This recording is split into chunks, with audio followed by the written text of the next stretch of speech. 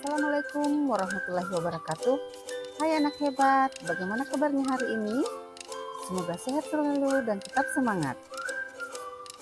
Sebelum belajar, jangan lupa berdoa ya.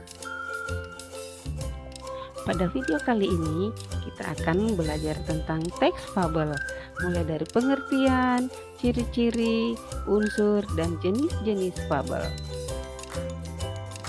Nah, di antara kalian, siapa yang pernah mendengar ataukah membaca tentang cerita kancil buaya, ataukah serigala dengan tikus, ataukah gajah yang baik hati? Nah, untuk mengetahui lebih jelas tentang cerita fabel, Semut dan burung kita lihat merpati. tayangan video berikut. Nah, untuk Pada mengetahui suatu lebih hari, jelas tentang terdapat cerita fabel, seekor semut yuk yang sedang kita lihat berjalan-jalan di tayangan tepi video sungai. berikut.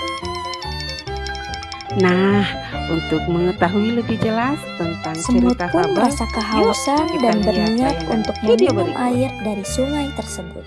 Nah, untuk mengetahui lebih jelas Namun, tentang cerita tubuh fabel, semut justru yuk kita tergelincir lihat tayangan dan video hanyut berikut. ke dalam sungai. Nah, untuk Semut mengetahui berteriak lebih untuk jelas meminta tentang bantuan, cerita fabel, yuk tetapi kita tidak ada lihat satupun tayangan hewan video yang berikut. mendengarnya. Nah, untuk mengetahui lebih jelas tentang cerita fabel, yuk kita lihat tayangan video berikut. Nah, untuk mengetahui lebih jelas tentang cerita fabel, yuk kita lihat tayangan video berikut. Semut akhirnya pasrah Nah, dan hampir tenggelam karena mengetahui sudah lebih tidak jelas memiliki tentang tenaga. cerita fabel, yuk kita lihat tayangan video berikut. Nah, untuk mengetahui lebih jelas tentang cerita fabel, yuk kita lihat tayangan video berikut. Nah, untuk mengetahui dari tayangan video tadi, kalian pasti sudah ada yang mengetahui tentang apa sih itu teks fabel? Fabel secara etimologis berasal dari bahasa Latin yaitu fabulat, yang berarti cerita tentang kehidupan hewan dengan perilaku menyerupai manusia.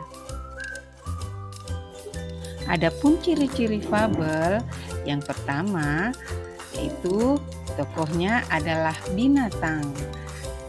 Ciri yang kedua adalah watak tokoh ada yang baik dan buruk.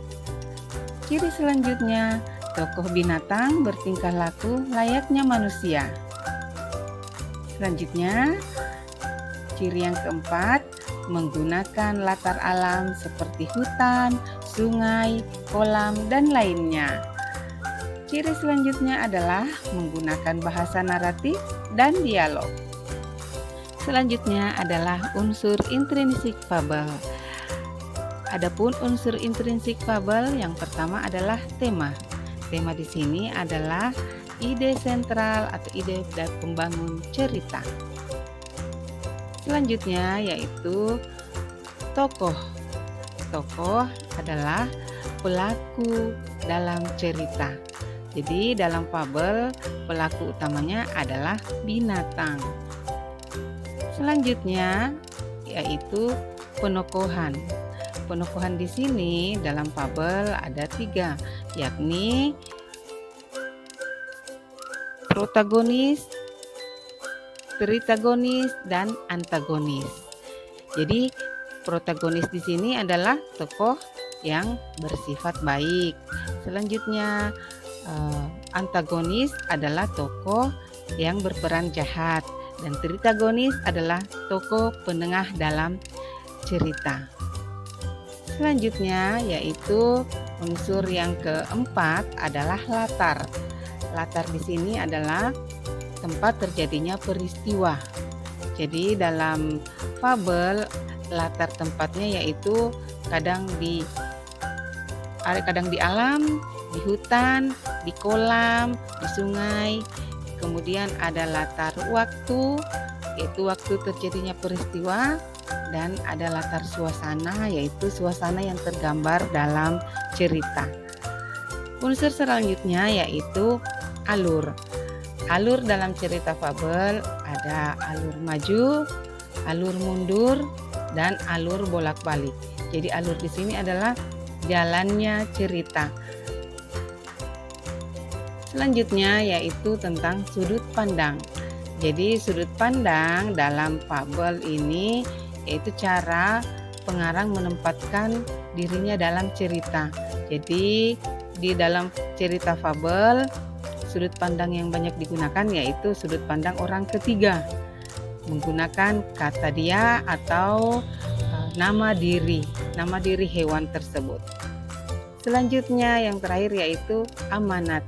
Jadi amanat di sini adalah pesan yang ingin disampaikan dalam cerita. Selanjutnya yaitu tentang jenis-jenis fabel. Fabel berdasarkan watak dan latar terbagi menjadi dua, yaitu fabel alami dan fabel adaptasi. Fabel alami yaitu fabel di mana keseluruhan isinya berdasarkan kehidupan binatang pada umumnya.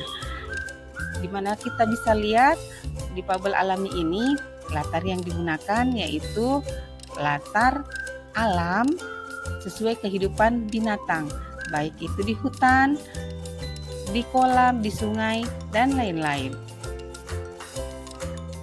Sedangkan fabel adaptasi yaitu fabel di mana keseluruhan isinya ini sudah diadaptasi sesuai dengan kehidupan manusia. Cirinya yaitu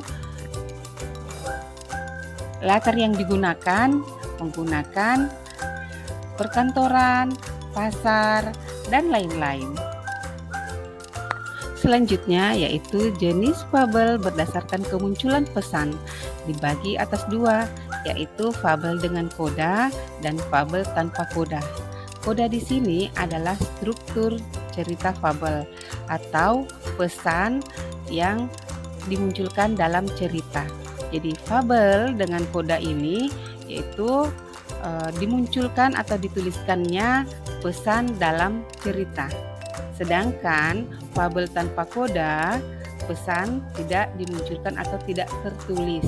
Dia tersirat dan atau tersembunyi dalam cerita. Nah, itulah tadi jenis-jenis fabel. Nah, demikianlah tadi pembahasan kita tentang teks cerita fabel. Selamat belajar dan semoga bermanfaat. Sampai jumpa di video-video selanjutnya.